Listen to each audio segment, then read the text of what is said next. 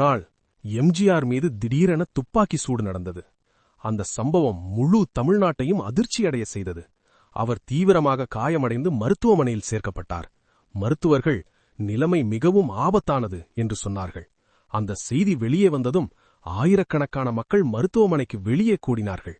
யாரும் சாப்பிடவில்லை, யாரும் வீட்டுக்கு போகவில்லை. எம்ஜிஆர் நல்லா ஆகணும் என்று கண்ணீர் விட்டு காத்திருந்தார்கள்.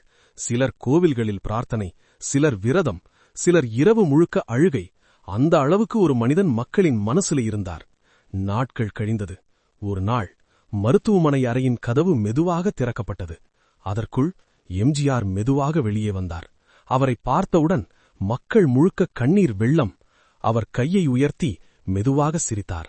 அந்த சிரிப்பு சொல்லியது, நான் திரும்பி வந்துட்டேன் உங்களுக்காக. அந்த நாள் ஒரு மனிதன் மட்டும் குணமடைந்த நாள் இல்லை, மக்களின் நம்பிக்கை மீண்டும் உயிர் பெற்ற நாள்.